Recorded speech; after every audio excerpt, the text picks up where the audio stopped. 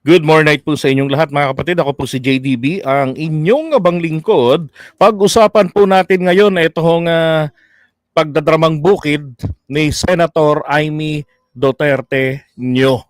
No? Nag-apology po siya sa mga waray. Ang sabi niya ito, ayan bahala kayong umintindi. Di ko naiintindihan to eh. Sabi niya, mensahe para sa mga waray. Maaro ako hindispensahan akon mga igkasiwaray nga diri ako makakatambong hanrali ng adlaw didaha Tacloban. Parang sinasabi niya rito, humihingi ako ng dispensa sa mga kababayang waray. Hindi ako makakapunta dyan sa rally ngayong araw sa Tacloban. Yan, diri ko nakakarawat an ira ginhimo kan FPRRD. Hindi ko matanggap ang ginawa kay FPRRD. Gintutunan ko ang mga panhinabo para masayuran ang katawhan makabugos hintinuod nga solusyon. Hiunong han pagdakpa han anay nga presidente. Hindi ko na alam yun. Okay, ito po yung translation. Nagpapaumanhin ako sa mga kababayan kong waray na hindi ako makakadalo sa rally mamaya sa Tacloban. Kasi meron pong schedule ng proclamation rally ang Alyansa ng Pagbabago. Okay? Alyansa ba ng Pagbabago yun o ng Bagong Pilipinas, sorry. Okay, hindi ko matanggap ang ginawa kay FPRRD. Bakit? Ginulpi ba yun? Hindi naman Di ba? Pinag-aaralan ko ang mga pangyayari upang maliwanagan ang sambayanan, makabuo ng makatotohanang solusyon tungkol sa pagtangay sa dating Pangulo. Ayan, hinahanapan pa niya ng paraan para makauwi ng Pilipinas si dating Pangulong Duterte. Ano yon? Alam niyo kahit po makumbinse, kahit po makumbinse niya si PBBM na iatras ang kasong nakasampa doon, hindi ho pwedeng pagbigyan ng Rome Statute o ng ICC ang gusto ng Pangulo ng Pilipinas o ng anumang bansa na miyembro pa nila na iaatras ang kaso laban sa isang tao. Okay? Kasi hindi naman po ang Pilipinas ang nagsampa ng reklamo, hindi po ang gobyerno natin ang complainant.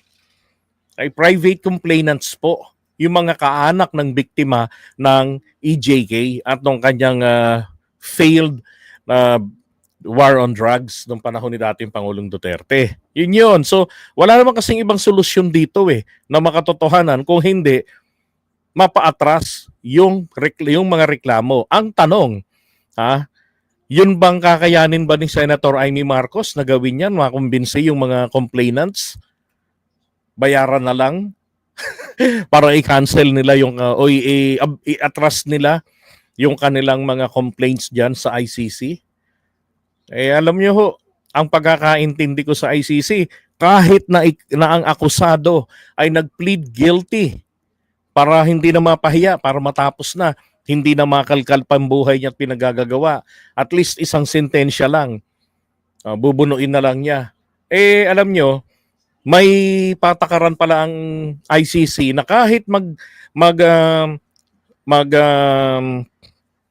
amin yung tao, sinabi niya na guilty ako, ginawa ko yan, kaso yung reklamo na yan, kapag hindi po satisfied doon ng ICC, pwede po nilang hingiin at ituloy ang pagdinig. So nag-testify ka na, inadmit mo na yung mga kasalanan mo, ginawa mo man o hindi, sinasabi mo na ginawa mo yan, kulong nyo na ako, hindi pa rin ho. Tuloy-tuloy pa rin ang paglilitis laban sa'yo hanggang sa dumating na matapos ang kahuli-hulihang kaso na isinampalaban sa isang akusado.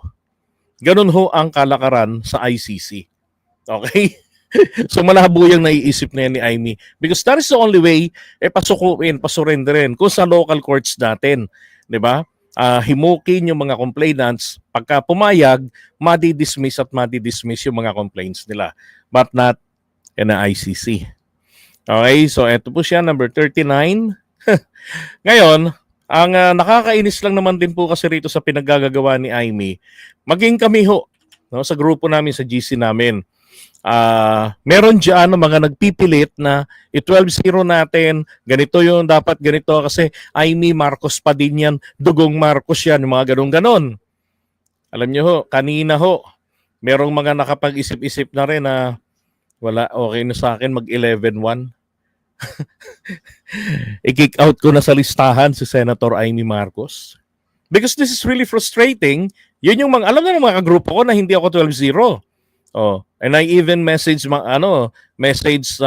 Emerald na naka-assign sa sa alyansa na we are fed up sa pinagagawa ng manang ninyo. Hindi na namin siya ipopromote. Kasi kako, sabi ko nga sa mga kasama, pati sa inyo kagabi, ilang pagkakataon na, di ba, Jen? Ilang taon na sinasabi kada halalan, Annabelle, sinasabi na vote wisely. Ang problema, we always failed. We keep on failing to vote wisely. Anong ginawa natin? Di ba? Nung Senator Miriam Santiago nag-warning sa atin tungkol dyan kay Duterte. Diba? Binoto natin si Miriam Santiago. Yung iba sa atin binoto siya. Pero, ang pinakamaraming loyalista, binoto si Duterte. Hindi pinakinggan si Miriam Santiago. Sino ang pinakinggan nyo noon? Si Aimee Marcos. Si Aimee Marcos ang punot dulo ng lahat ng sakit ng ulong ito ni PBBM. Mga issues na may kinalaman na kagagawa ng mga Duterte, si Aimee, because kung hindi ginawa ni Aimee yan, dahil noon pa man, nagwa-warning na si Miriam Santiago, diba? Walang Duterte na mananalo. Kulelat ng kulelat yan sa 6 na naglalaban noon. 2016, yan ang panghuli sa mga surveys. Tayo nag-angat dyan eh. Diba? So, anong nangyari? Anong resulta? 'di ba? Sakit ng ulo ang dinulot kay PBBM. Kaya ako, sabi ko, nako, tama na. Enough is enough, 'di ba? Yung mga alay ni Duterte, sabi nga natin, ayaw nating iboto ang mga pro-China. Yung mga pro-Duterte, nagkataon, ang dami dyan sa line-up ng ng alyansa ng bagong Pilipinas. Yun ang problema natin eh. 'Di ba? Ay nako. Alam nyo, kahit na nakiusap ang ating Pangulo, nako, hindi ko magagawang pagbigyan. Bakit? Dalawang tinitignan ko rito. Unang-una, kinabukasan, hindi na po ako boboto ng wisely. Hindi na. No more vote wisely na po sa akin ngayon. Ang pagboto ko, nakasalalay na ako para sa aking kinabukasan, sa kinabukasan ng ating bayan. Pag sinabi natin kinabukasan, damay po tayong lahat diyan.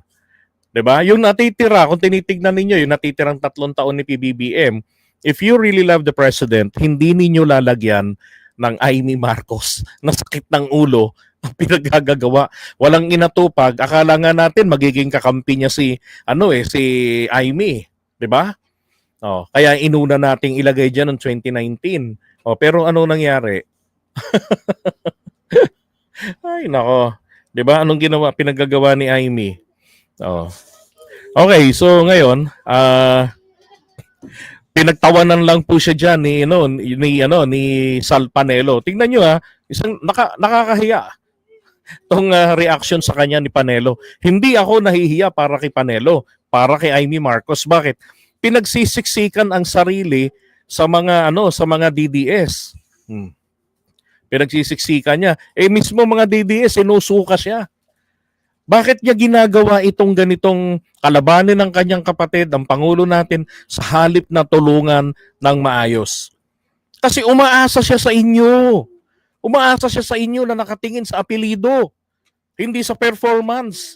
Basta Marcos, sulat ko na yan sa balota. Hindi pala, shades ko na yan. Shade ko na yan, Marcos yan eh. Yun po inaasahan niya sa inyo eh. Oo. Di ba? Kahit na anong mga ginagawa niya, yun lang ang kanyang katuwiran. Hindi ako ilalaglag ng mga uto-uto. Yun na yung tingin sa inyo eh. Uto-uto.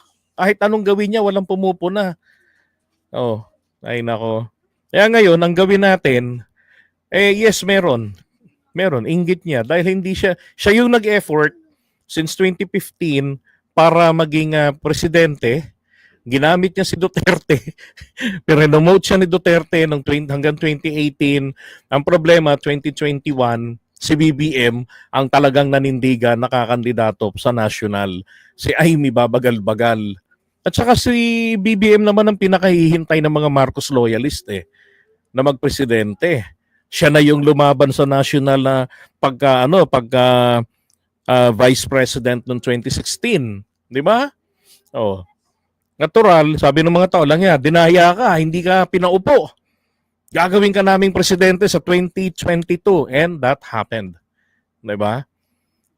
Kaya nakakapagtaka, bakit palagi na lang yung kinampihan si Duterte na laging political destabilization ang ginagawa sa administrasyon. Tapos bilang ate, panig pa doon, pinagmumura yung presidenteng kapatid. Naku, kung ibang ate yan, di ba? Nagwala na yan. O baka nilundag na si Duterte ron sa entablado nun. Ginulpi na yun. Oh. Pero ano nangyari? Kinampihan pa rin si Duterte. Kinampihan pa rin si Baste. Oh my God. So iboto nyo pa. Okay? Iboto nyo pa si Amy. Alright, iwan na nga natin to.